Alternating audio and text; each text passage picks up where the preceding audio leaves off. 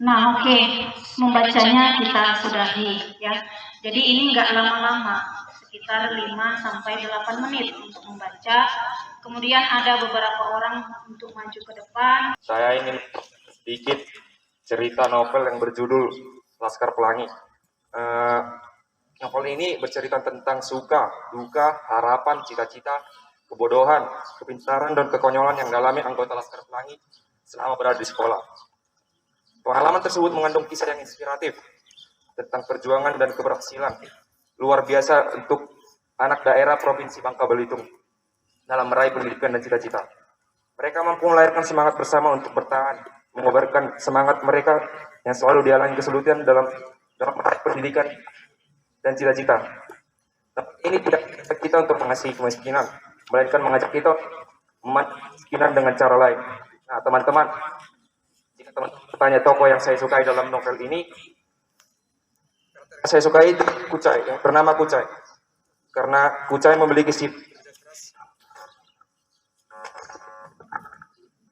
Nah, karakter yang saya sukai itu Kucai. Mengapa saya menyukai Kucai? Karena Kucai memiliki sifat kerja keras.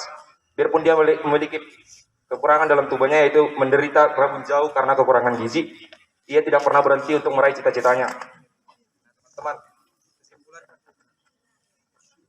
kesimpulan yang bisa saya ambil dari teks novel Laskar Pelangi ini yaitu tertawalah maka sisi dunia akan ikut tertawa kepadamu, dan janganlah pernah bersedih karena engkau akan bersedih sendirian. Bermimpilah dalam hidup dan jangan hidup dalam mimpi. Di sekitar kita ada kawan yang selalu hadir sebagai pahlawan, dan juga janganlah engkau melihat ke arah belakang atau ke. Nama saya Mateus Sidabutar. Saya dari kelas 12 IPA 4. Berdirinya saya di sini ingin menyampaikan ulang kepada teman-teman tentang buku yang telah saya baca dengan buku Pangeran Diponegoro karya Frida Ferdiani.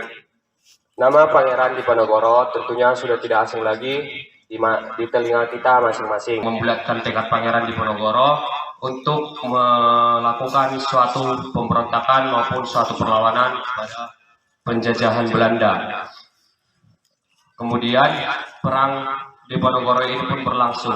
Perang ini berlangsung 5 tahun lamanya, dimulai pada tahun 1825 sampai 1830.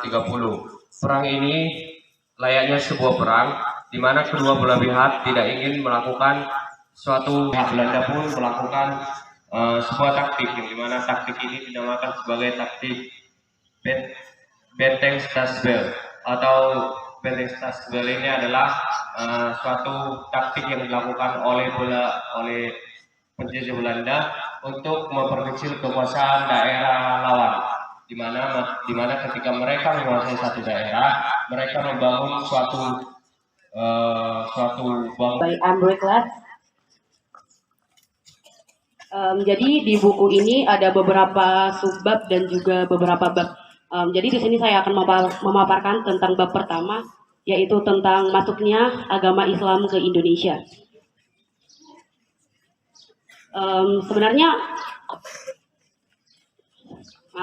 Awal masuknya agama Islam ke Indonesia adalah sekitar 1820 dan Buddha. Setelah agama Hindu dan Buddha, dan juga agama yang paling lama bertahan di Indonesia, karena seperti yang kita ketahui semenjak masuknya agama Islam dari 1825 hingga sampai pada tahun 2022 ini, agama Islam menjadi agama mayoritas di Indonesia. Sekian yang kesempatan kali ini saya akan menjelaskan dan juga menceritakan ulang apa yang telah saya baca dari buku yang berjudul Soekarno Kuantar ke Gerbang karya Ramadhani KH.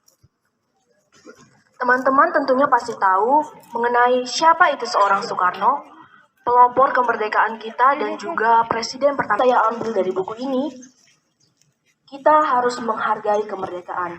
Dari buku ini saya merasa seperti kemerdekaan ini adalah sesuatu yang sangat sulit untuk diraih, baik melalui Injil, baik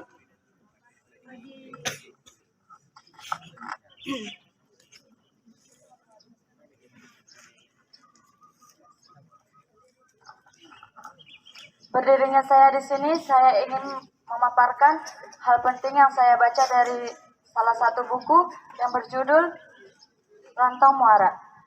Rantau Muara menceritakan di mana salah satu mahasiswa